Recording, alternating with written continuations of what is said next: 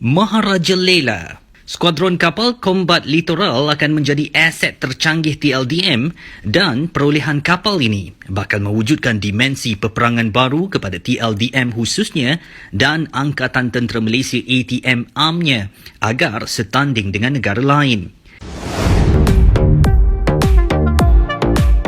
Ya, kapal perang seberang yang pernah mangkrak KD Maharaja Lela telah dipamerkan di salah satu pelabuhan di negara tetangga. Dan menurut informasi kapal ini dijadwalkan akan diserahkan pada Desember 2026 setelah mengalami penundaan panjang selama sekitar 15 tahun.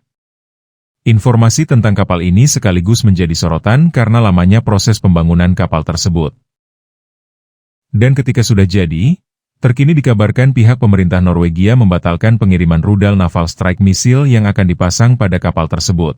Sehingga drama 15 tahun kapal yang pernah mangkrak ini kembali pada episode baru. Ibaratnya nasib malang yang menimpa kapal ini belum usai ceritanya. Wow, nampaknya projek kapal perang LCS Malaysia sekali lagi berdepan dengan satu cabaran besar bila Norway dikatakan sekat penghantaran peluru berpandu Naval Strike Missile ataupun NSM yang sepatutnya digunakan pada kapal TLDM itu. Peluru berpandu buatan syarikat Kongsberg Defence and Aerospace itu sebenarnya antara senjata utama untuk 5 buah kapal LCS Malaysia. Dan Menteri Pertahanan mengesahkan yang Malaysia sekarang ni cuba untuk dapatkan penjelasan rasmi daripada Norway selepas berlaku satu perubahan dasar ekspor pertahanan negara tu. Cuma masalahnya keputusan tu dikatakanlah dibuat hanya beberapa hari sebelum penghantaran misal itu dilakukan. Jadi maksudnya kapal perang yang dah bertahun-tahun tertangguh ni nanti mungkin siap tanpa sistem misal anti kapal utama. Apa yang lagi membimbangkan, Norway sekarang ni dilaporkan mengetatkan ekspor teknologi ketenteraan canggih hanya kepada negara NATO dan sekutu rapat mereka sahaja.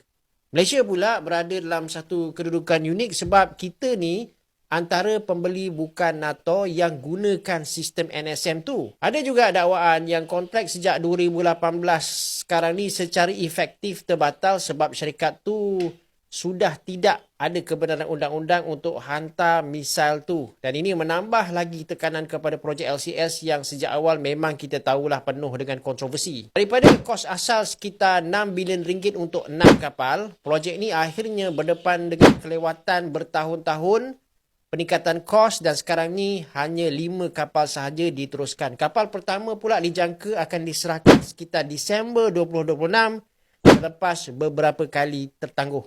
Apa yang berlaku ni sebenarnya dia menunjukkan yang dunia pertahanan sekarang ni dah berubah. Dulu kalau sesebuah negara tu ada duit dan juga dia sign kontrak, aset ketenteraan ni boleh terus dibeli. Tapi hari ni dahlah dalam keadaan geopolitik yang makin tak tentu hala. Dunia ni kita nampak dia berpecah kepada blok NATO, Barat, BRICS dan juga kuasa serantau lain. Jadi negara berkecuali macam Malaysia mungkin dia makin mencabarlah untuk dapatkan teknologi pertahanan canggih kalau tak ada syarat politik tersembunyi ataupun risiko sekatan tengah jalan. Ya, proyek kapal LCS kelas Maharaja Lela sebelumnya menghadapi berbagai kendala, mulai dari skandal korupsi hingga persoalan manajemen proyek. Hal ini menyebabkan jadwal penyelesaian terus mundur dan memicu kritik publik serta perhatian luas dari media internasional. Meski demikian, proyek tetap dilanjutkan karena dinilai penting untuk modernisasi kekuatan Angkatan Laut Malaysia. Dan dibalik dari lika-liku pembuatan kapal di sebelah, di negara tetangga ini pun pernah mencuat sebuah dongeng, bahwa di zaman dahulu kala bangsa lain katanya pernah datang belajar tentang cara pembuatan kapal di sebelah. Dan hal itu yang menuai polemik dan keraguan dari berbagai pihak. Orang-orang Rom belajar daripada orang Melayu. Macam mana nak buat kapal? Tiada sebarang bukti arkeologi ataupun catatan sejarah yang menunjukkan tamadun Rom kuno mempelajari teknik pembuatan kapal daripada orang Melayu. Ini menurut pakar sejarah teknologi Melayu Universiti Kebangsaan Malaysia UKM, Profesor Emeritus Dr. Wan Ramli Wan Daud, yang menyatakan persamaan antara kaedah pembuatan kapal orang Rom dengan orang Melayu hanyalah kebetulan dan bukan hasil pengaruh langsung ataupun pertukaran teknologi. Terdahulu, pensyarah Universiti Islam Antarabangsa Malaysia, Profesor Dr. Soleha Yaakob mendakwa teknik pembinaan kapal tamadun Rom zaman dahulu dipelajari daripada pelaut Melayu. Okay guys, betul ke orang Rom ni belajar buat kapal dari orang Melayu? Atau kita sebenarnya tengah overclaim level dunia Marvel? Okay, kau dengar sini. Isu baru ni sebab ada seorang pensyarah tempatan kata pelaut Melayu kita ni ajar orang Rom buat kapal perang. Bunyi dia macam sedap lah kan. Tapi bila kau tak check timeline, dia akan terus hancur lah isu ni. Rom bina kapal masa perang Punik pertama, 264 sebelum Masihi. Jom Melayu, abad ke-7 Masihi. So itu bukan gap 50 tahun Ini adalah 900 tahun jaraknya. Dan bukan dekat je dek. Ini macam nak kata iPhone ni belajar dari Nokia lah buat phone guna daun pisang kan. Kau bayangkan, dulu katanya orang Rom belajar buat kapal dari orang Melayu. Profesor cakap, zaman dulu kita ni hebat gila. Ajar Rom cara bina kapal, siap berlayar sampai dunia hujung. Tapi sekarang, feri rosak. Tunggu tender 3 tahun. Kapal karam pun kena viral dulu baru gerak siasat. Kalau Rom betul-betul belajar dari kita, Titanic pun selamat. Sebab tunggu kelulusan bajet dulu. Ilmu buat kapal tu mungkin dah tenggelam. Sekali dengan sejarah agaknya. Bosku cuma nak tanya, kau rasa ni fakta ke fantasi? Kesian orang-orang Melayu. Rom belajar buat kapal daripada orang Melayu lah. Nabi Adam turun dekat Gunung Jerai lah. Melayu adalah tentera dari neraka lah. Pesilat Melayu kalahkan Bruce Lee lah. Pulau Singapura diserah secara percuma kepada orang putih. Pulau Pinang dipajak kepada orang putih. Tak mampu halau penjajah yang datang bersilih ganti. Siam pun tak mampu nak kalahkan. Nak lawan komunis pun orang putih kena bantu. Nak lawan dengan Indonesia pun orang putih kena bantu. Dah merdeka hampir 70 tahun pun masih lagi tak boleh nak kuasai ekonomi negara sendiri. Orang putih makan nasi lemak tu je macam beruk.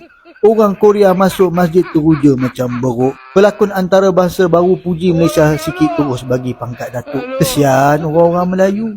Sangat apologetik, lemah dan tak ada apa kemampuan. Sakit hati kan dengan apa yang saya cakap. Sakit hati macam mana pun ianya tetap adalah fakta. Fakta yang kamu tak boleh nafikan. Ini bukan cerita dongeng. Dan ini jugalah penyebab kenapa banyak cerita-cerita dongeng tentang orang Melayu yang lahir daripada ilmuwan di Malaysia ini. Kerana apa? Kerana dalam tinta sejarah Melayu tidak ada apa-apa. Kesian orang-orang Melayu. Terus berkhayal kerana ia bagus dalam menguasai ekonomi negara. Ya, jika diperhatikan antara dongeng orang lain datang belajar membuat kapal, dan jika dikomparasi dengan kondisi pembuatan kapal di negara sebelah ini, mungkin masing-masing orang bisa menilai sendiri antara cerita dan kapasitas pembuatan kapal. Kapal ini dikembangkan melalui kolaborasi internasional dengan komponen utama dari Perancis, namun dirakit di Malaysia. Dengan target penyerahan yang kini semakin dekat, proyek ini memasuki fase krusial menuju penyelesaian. Namun drama tentang kapal ini rupanya belum usai. Setelah uji coba pelayaran, muncul berita terbaru bahwa pihak pemerintah Norwegia secara sepihak membatalkan pengiriman rudal naval NSM untuk kapal LCSKD Maharajalela. Larangan ini membatalkan kontrak 2018 dan pesanan tambahan, yang berdampak langsung pada persenjataan 5 kapal LCS, sehingga Malaysia menempuh jalur diplomatik. Pembatalan ini mempengaruhi kelengkapan sistem pertahanan 5 unit kapal kelas Maharajalela dan menambah lagi lembaran cerita dari kapal ini yang kian dramatis bagi warga sebelah.